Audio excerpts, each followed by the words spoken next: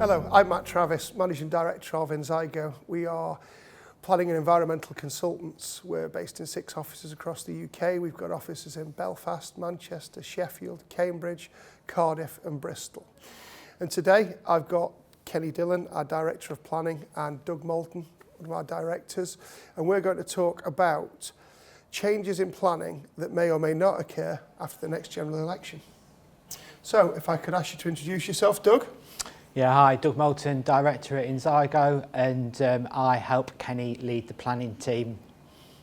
Kenny, if you can introduce yourself. Hi, I'm Kenny Dhillon. I'm the Director of Planning at Enzygo, and I'm looking forward to to making a positive change, here. Yeah, so thank you. That's excellent. Just the sort of things we need to hear. So, my questions are a little bit wide, gentlemen. So I don't know which to answer the first one, but the next government, whichever colour it may be, is talking about making some planning changes to the existing planning system. What do you think, Doug? What do you think is the biggest change that will be made after the next general election? I think the biggest change, and I think no one will be surprised if I say this, is everyone's expecting a Labour government. And I think that's the starting off point with this. So, we could be wrong. The polls could be wrong. They've been wrong in the past. So they could be wrong in the future. But it seems to me that everyone's working on what we're going to have a Labour government and what does that mean, and what does that mean to planning and the development sector and all the things that planning and growth is required to do to deliver and drive growth in the country. And I just think, looking at sort of how Labour have pitched themselves over the last sort of 18 months, I look at their sort of 5 missions, which they set out in February 2023, and it was secure the highest sustained growth in the G7, which is really interesting because obviously, before we go into planning directly, it's about some of those macroeconomic conditions and environments. And, we've currently got an interest rate of 5.25%, which is not particularly high historically, but still a little bit high. And then obviously, when you start looking at what gilts are paying out on returns, then it's about, getting that, how do we drive that growth? Because we need investment in the development sector to deliver growth. And while gilts are taking out investment as a safe option, then there's obviously less in the investment sector to deliver projects. So there's that sort of macro side there. And I think the other sort of one of their key missions, which is, what is a mission? It's to address a long-standing issue.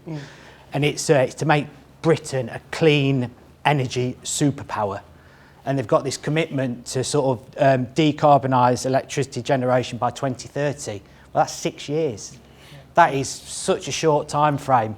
And I'm sort of speaking to people in the sort of the renewable sector, and they're very much the consideration that if we just look what's happened in Scotland, where they had a very ambitious target, and then they immediately can't make it, so they then push it back, and that sort of sets out the wrong kind of marker of an agenda. So everyone's sort of saying it's great that we need to do this, and we do need to do it for net zero 2050 and how we get to these stepping stones. But there's sort of issues around, is that realistic and how do we do it?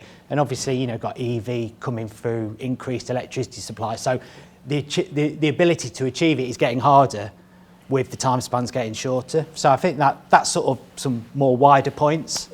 From a personal point, I was hoping they were going to mandate roofs on top of EV charging points after the last time we got soaked at the last one of the motorway services. But you say that, and we're doing work with clients, aren't we, across the country, and they're actually creating sort of quite interesting buildings with roof shapes and then cladding them for their solar generation to feed their EV, and they're putting some kind of the idea is to bring shops and create hubs, but in the first time they can just bring in like a food truck or a coffee van.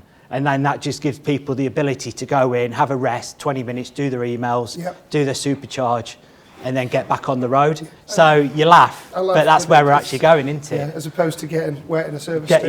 On the M1. Yeah, so, beautiful. Moving across to you, Kenny, Doug's talked quite widely there from his obviously, he does have a background in finance, having started his career out at Merrill Lynch, something that not many people know, which is why he can talk so confidently on macro and microeconomics.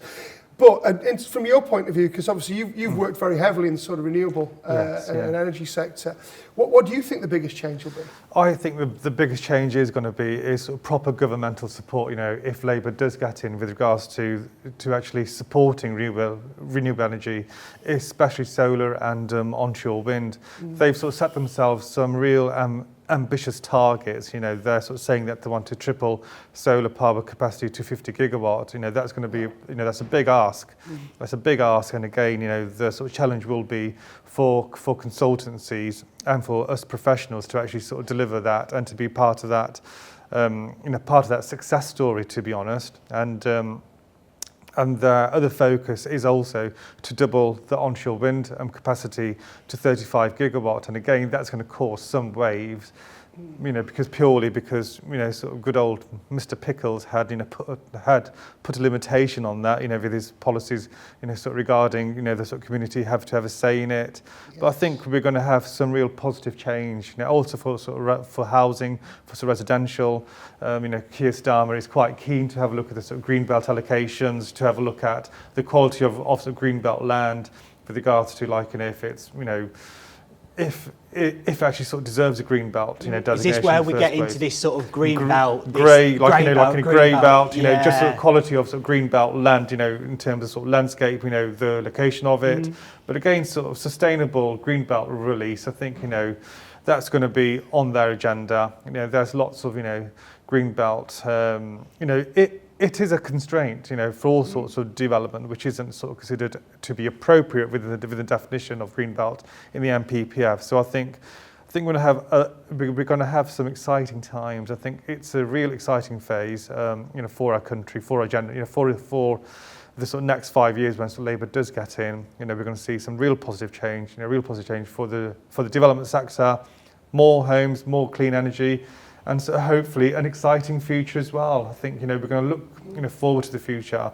I think they're going to be more. Do you think Ed Miliband's, like the shadow energy secretary, is going to really help? Because obviously he's very positive, isn't he? Yes, he is, yeah. And like you say about onshore wind farm got banned. Basically, we've had a moratorium in 2015. Yeah. That's 9 years. Yeah. And it's one of the easiest, quickest ways to energise renewable energy. Yeah. And he said that's one of their top priorities, isn't it, to roll that back? Do you think we'll blend it? Because I know we've worked with a number of schemes right from the early stages when we started out at things like diesel peaking, and then it moved to gas peaking, then the gas peakers got swapped to battery storage, and then we did cogeneration where we had solar and battery. Do you think there'll be an element now where we've got solar and battery and we'll go back retrospectively and put wind turbines there as well? I mean, for me personally, I look at sites at the minute where we're doing solar farms, and I think this is better suited for a wind turbine.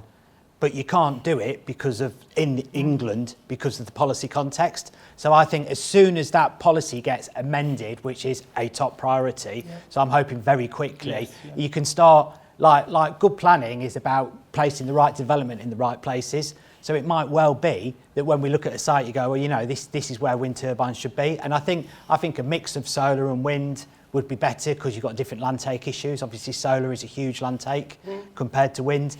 Interestingly, Labour is saying about their pledge to farmers and about food productivity and things like that. So if we're doing lots of solar farms, that's got land take. We've had to AL, agricultural land classification. So if they're starting to push that, then maybe that would make it better for wind because you're sterilising less land for a temporary period. There's an awful lot of change in the mix. I think it's a mix is the phrase. So I'll go to you on this one, Kenny. If you were in government, what are the main barriers that you'd remove?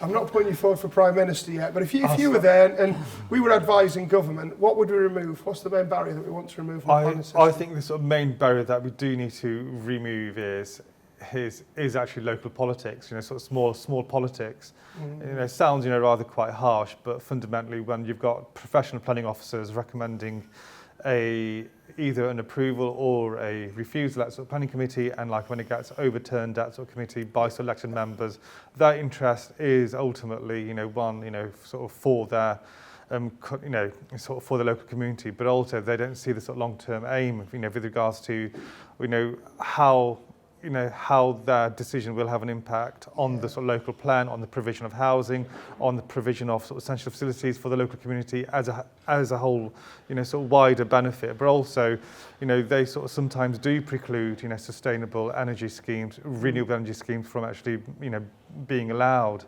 And they cause a lot of delay, you know, and uncertainty in sort of planning, in the sort of planning sector, and also in the investment sector as well, because ultimately they're not really held to sort of account.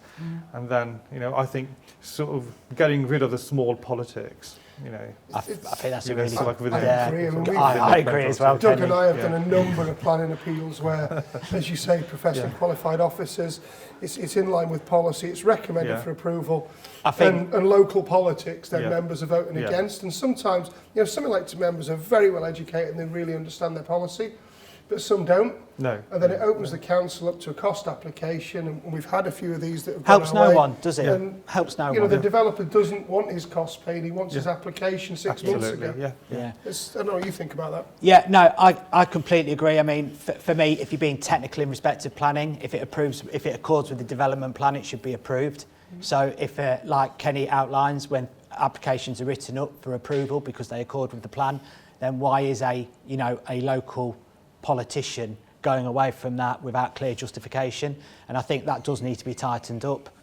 And I think just if I could have one change to the planning system for delivery renewable energy, I would just change renewable energies as appropriate development in the green belt.